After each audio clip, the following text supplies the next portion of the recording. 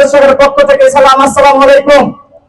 প্রথম 16 জুলাই থেকে শুরু করে 5 আগস্ট পর্যন্ত বাংলাদেশ জাতীয়তাবাদী ছাত্র দল সহ বগুড়া জেলার আপামর জনগোষ্ঠী, রিক্সাওয়ালা, শ্রমিক, দিনমজুর, দোকানদার থেকে শুরু করে সবাই আমরা একযোগে আন্দোলন করেছি এবং সেই আন্দোলনকে আরো ত্বরান্বিত করার জন্য আমাদের যারা সিনিয়র নেতৃবৃন্দ ছিলেন তারা আমাদেরকে সব সময় পরামর্শ দিয়েছেন। আজকে আমরা দেখতে পাই একটি গোষ্ঠী তারা নিজেদেরকে জুলাই যুদ্ধ হিসেবে দাবি করে, তারাই শুধু একমাত্র জুলাই আন্দোলন করেছে, কিন্তু আমরা শুধু দেখেছি তারা শুধু টেলিভিশনের পর্দায় আন্দোলন করেছে, মাঠে আন্দোলন করেছে সাধারণ জনগণ। তাই আমি বলতে চাই, আজকে আমরা দেখেছি আজকে বগুড়া সহ সারা বাংলাদেশে যারা জুলাই যুদ্ধ রয়েছেন, যারা ভাতা পান, বেশিরভাগ গুলোই ভুয়া মুক্তিযোদ্ধার মতো জুলাই যুদ্ধ হয়েছেন। আমরা দেখতে পাই যাদেরকে ছাত্রলীগ করেছে একসময়, তারাই আজকে জুলাই যুদ্ধের কার্ড গলায় নিয়ে ঘুরে বেড়ায়, কিন্তু আমরা জুলাই যুদ্ধের কার্ড চাই না।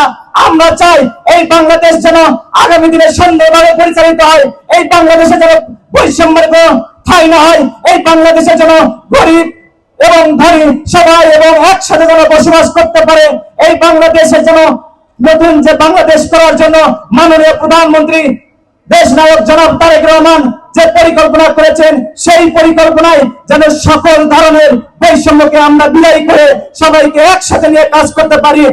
বিশেষ করে ধন্যবাদ জানাই 16 জুলাইয়ের দিনে দুপুর 3 ঘটিকায় আমরা যে প্রথম যে মিছিলটি নিয়ে এসেছিলাম, সেখানে ছাত্র দলের সন্ধান ভাই সহ আরো যারা উপস্থিত ছিলেন তারা আমাদেরকে সাহস জুগিয়েছিলেন। সেই সাথে আমাদেরকে সাহস জুগিয়েছিলেন তৎকালীন যারা আমাদের বগুড়া জেলা যুব দল, ছাত্র দল, স্বেচ্ছাসেবক দল, মহিলা দল।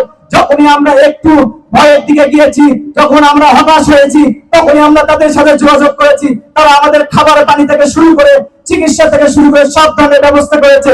আমাদের এখানে জুলাই যুদ্ধের রিয়াল রয়েছে, তাকে 7 মাথায় যখন রডের বাড়িতে আহত করে ফেলে চলে যায়, তখন আমি রিয়ালকে রিক্সায় নিয়ে মিনিমাম 20 থেকে 25টি হাসপাতালের কেটে কেটে ঘুরেছি, ক্লিনিকের কেটে কেটে ঘুরেছি। সত্যিকার অর্থে সেই দিন কোন ক্লিনিকে আমাদের জায়গা হয়নি, সেই ক্লিনিকে আমাদেরকে ঢুকতে দেওয়া হয়নি, সেই ক্লিনিক থেকে আমাদেরকে বের করে দেওয়া হয়েছে। সর্বশেষ যখন ওকে আমি মেডিকেলে নিয়ে যাই, মেডিকেলে আমার দিনের একজন পরিচিত ভাইয়ের সাথে কয়, ওই ভাই আপনি ওকে ফেলে দিয়ে এখান থেকে তাড়াতাড়ি সরে যান, নাহলে আপনাকে গ্রেফতার করা হবে। আজকে সেই ক্লিনিকগুলোর যারা এমডি রয়েছেন, চেয়ারম্যান রয়েছেন, তারা আজকে অনেক বড় বড় নেতা হয়ে গিয়েছেন।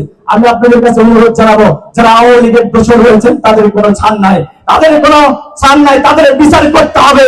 যেখানে আমার ভাইয়েরা চিকিৎসা পায়নি, যেখানে এক বোতল পানি পর্যন্ত দেয়নি, হাসপাতালের গেট বন্ধ করে দেওয়া হয়েছে, তারা কিভাবে বগুড়া শহরের হাসপাতালে ব্যবসা করে, এটা আপনাদের মাধ্যমে আমরা অনুরোধ জানাবো। আজকে যারা সিনিয়র নেতৃবৃন্দ রয়েছেন সবাই, আমি জানি বাংলাদেশ গণপ্রজাতন্ত্রী বাংলাদেশ সরকারের খুব কাছের মানুষ, তাদের কাছে অনুরোধ জানাবো তাদের ব্যবস্থা নেওয়ার জন্য এবং আওয়ামী লীগ যেন এই বাংলাদেশ আর ফিরে না আসতে পারে সেই ব্যবস্থা গ্রহণ করার জন্য। সবাইকে ধন্যবাদ, সবাই ভালো থাকবেন। আর যারা জুলাই যারা শহীদ হয়েছেন, আসলে তাদের বিষয়ে আসলে বলার কিছু নাই। আজকে হয়তো অনেকেই আমাদের আনন্দের দিন আর তাদের কষ্টের দিন, এই জন্য আমি ক্ষমা চেয়ে নিচ্ছি। আপনাদের কষ্টের দিনে হয়তো আমরা আনন্দ করছি। ধন্যবাদ সবাইকে।